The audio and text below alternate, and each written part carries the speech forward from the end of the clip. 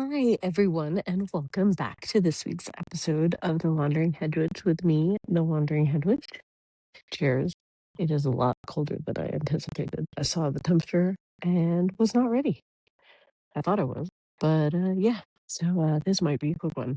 Anywho, today I wanted to talk about something that I heard in a seminar, and it was so profound, and it literally hit like every single chord for me. And it was talking about helping and hurting and supporting or empowering, and all in the context of what do we do with the people we surround ourselves with and like our friends that we have. Do we empower them to do better, or do we kind of help them to stay in their little like pity party, right? And like this goes for us too. Like when you talk to yourself and you give yourself that self speak, do you like empower yourself up, or do you keep the woe is me narrative going, right? And I like to call a lot of this the misery Olympics. So, like, say you're talking to somebody, right?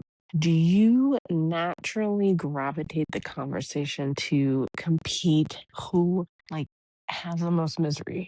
I don't know if anybody's ever seen the movie Notting Hill, but there's a part in it where they're at dinner and they all tell the story about why they deserve the last brownie. And the saddest story wins the brownie. The hell is that? Why can't we do like the opposite of that? Be like, oh my God, who has the best story? Like, yeah, let's cheer everybody on. But we don't. Like, it's so easy to get in that trap of continuing the pity party, you know? And that's what I said, like the misery Olympics, where say you need to vent. Everybody does. We're human. It's natural.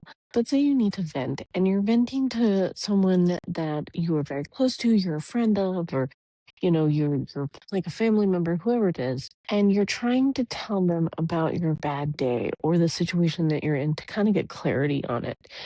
And they keep interjecting with how theirs is worse, right? So, like, oh, you have this? That's not as bad. Let me tell you what my issues are. Right. And then you get in this thing where, like, you're not necessarily feeling better, you feel worse. And then you get this anxiety of, like, well, wait a minute, I didn't finish. So you, like, keep going down this rabbit hole of, like, but this is what's happening. This is what's happening. And yeah, you compete. And then by the end of it, you're both exhausted.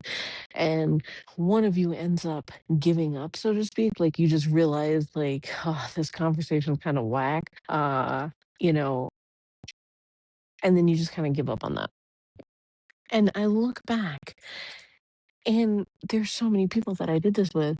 And then another thing they were talking about in a seminar was talking about, like, are you helping them? Like, how are you helping them? Are you empowering them, or are you just like kind of like supporting their pain, so to speak? So, not really like helping or making them feel better, but like supporting it. So, like, say you have someone, really good friend, and they continuously talk about the same subject over and over and over again. And they keep complaining about the subject. And to you, it seems like the easiest answer. Like to you, say it's a significant other that they're having problems with.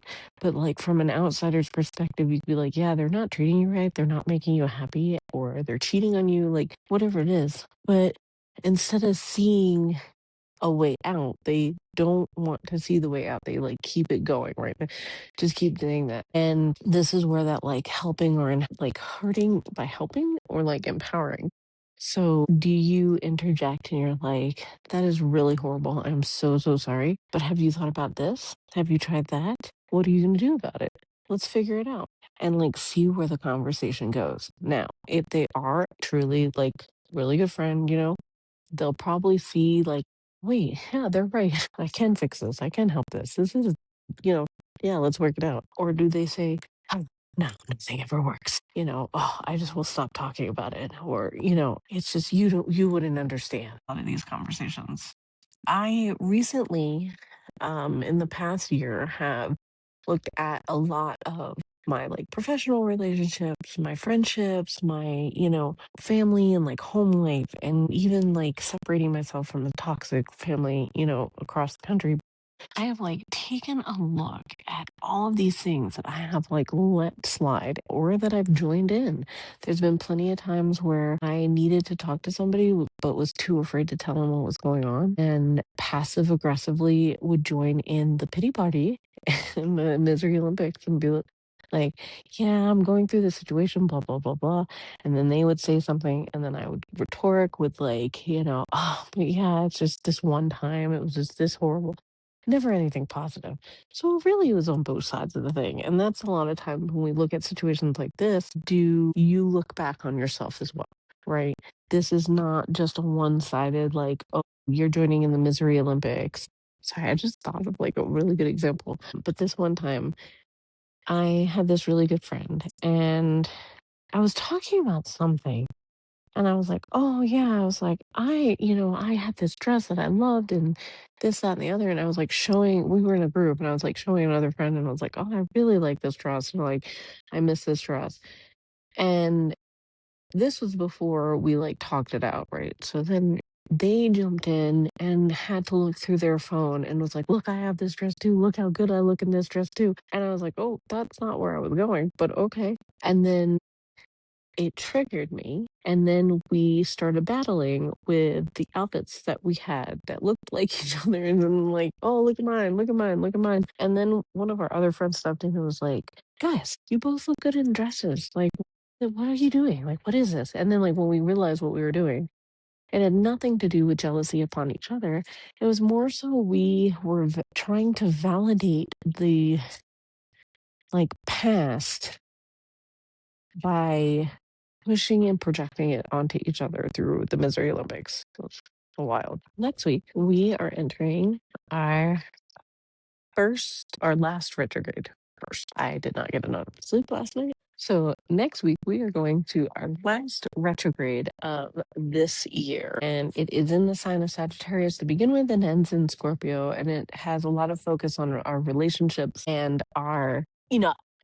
Thank God for edits. But November 5th starts retrograde, and it starts in the sign of Sagittarius, ends in Scorpio, has a lot of focus on relationships, home, family, and it also has a lot to do with what we've repressed in having fun. What aren't you doing for fun?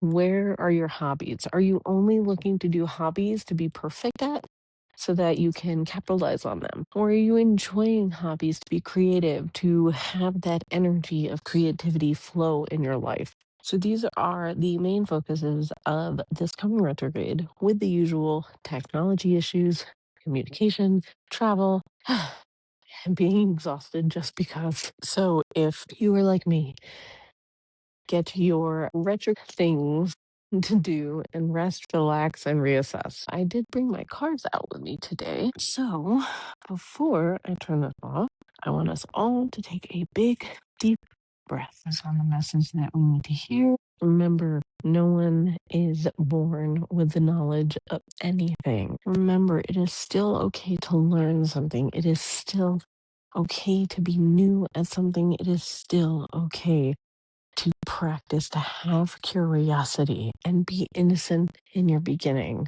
Don't try to do a skill without practice. Don't be ignorant about your skill, but enjoy it and have some fun. And with that, I wish everyone a wonderful weekend. I will see you next time. Bye, guys.